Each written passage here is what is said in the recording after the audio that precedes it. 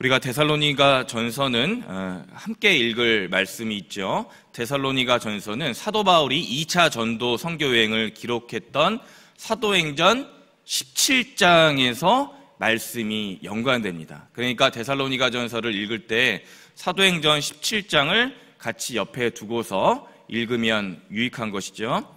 빌립보 선교를 마치고 난 마게도니아의 지방 수도 데살로니가 지역에 보냈던 이 편지가 데살로니가 전서예요. 17장을 같이 보는 것이죠. 사도행전 17장 1절입니다. 그들이 암비볼리와 아볼로니아로 다녀가 데살로니가에 이르니 거기 유대인의 회당이 있는지라. 아멘. 바울 전도 일행이 데살로니가에 도착하여 유대인의 회당에서 강론하며 전도합니다. 예수 그리스도의 복음을 3주 정도, 한 20일 정도 넘게 복음을 전했다라고 사도행전 17장 말씀에서는 기록하고 있어요. 그리고 당시 그곳에서 경건한 헬라인의 큰 무리들과 적지 않은 귀부인들이 복음을 영접하게 되는 사건이 일어나게 됩니다. 곧 그들은 데살로니가 성도들은 바울과 실라 일행을 따르게 됩니다. 그런데 늘 슬픈 예감은 어김없이 틀리지가 않은 것이죠.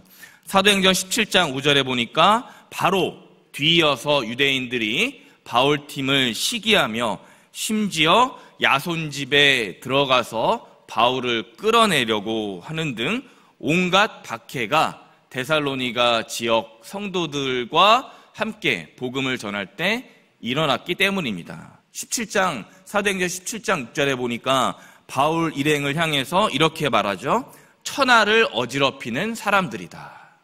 하나님의 복음을 전하는 사람들에게 천하를 어지럽히는 사람들이다. 유대인들이 이렇게 공격을 했던 것이죠.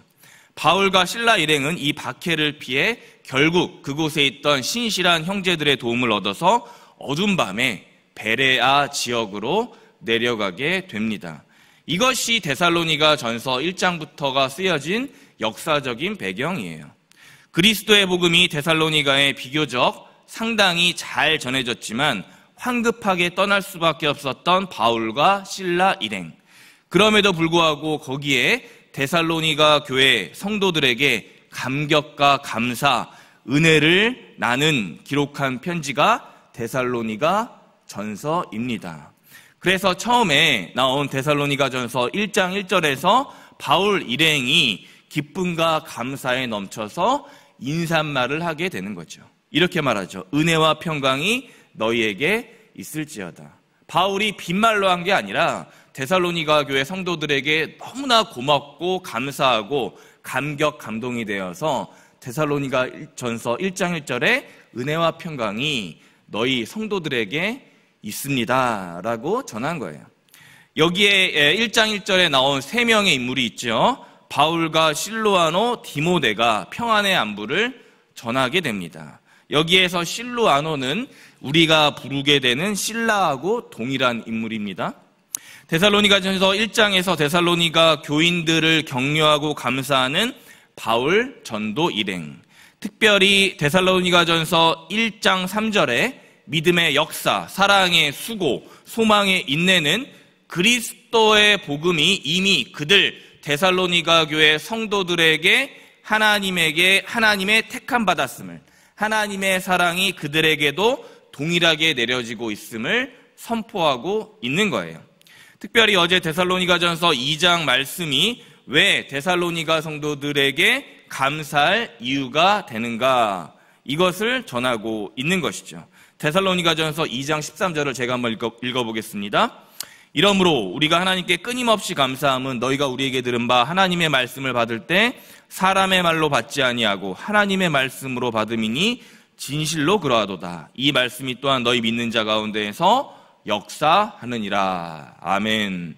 한마디로 우리 전도 일행이 고난과 핍박 중에서도 너희에게 복음을 전도를 했는데 너희는 이 복음, 즉 주 하나님의 말씀을 사람의 말이 아니라 하나님의 말씀 그 자체로 정직하고 신실하게 받아 너희들 생활 속에서 실천하며 살았구나.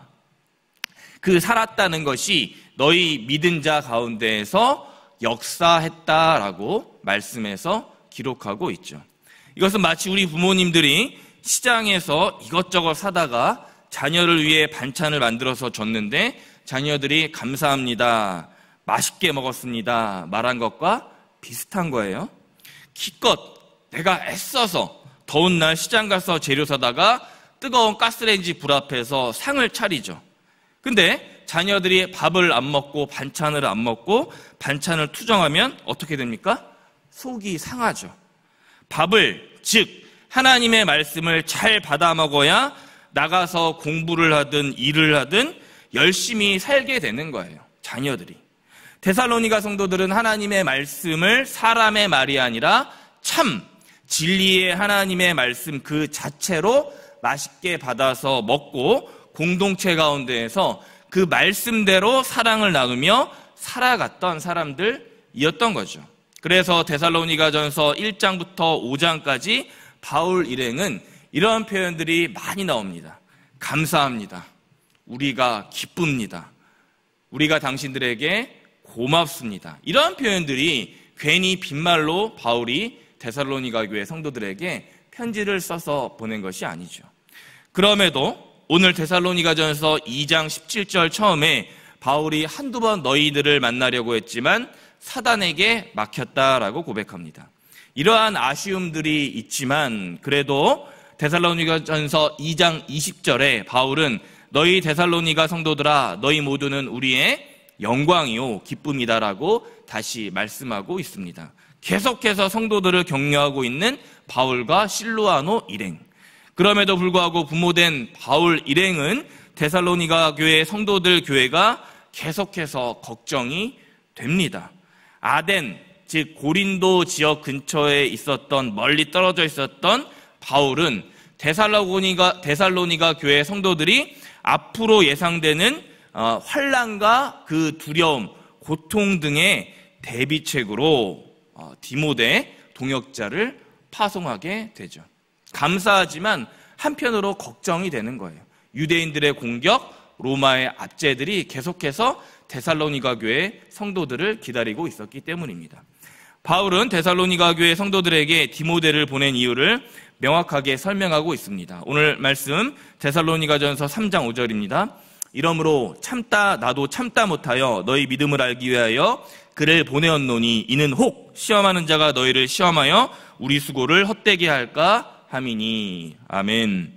시험하는 자가 너희를 시험하는 것으로 우리가 그간 복음으로 많은 씨앗을 뿌렸는데 그 수고한 수고들이 헛될 것 같아서 우리의 동역자 그리고 우리의 친구 디모데를 너희에게 보내니 디모데 목사님의 가르침을 귀에 잘 새겨 들으십시오 라고 우리 바울 사도가 권면하고 있는 거예요.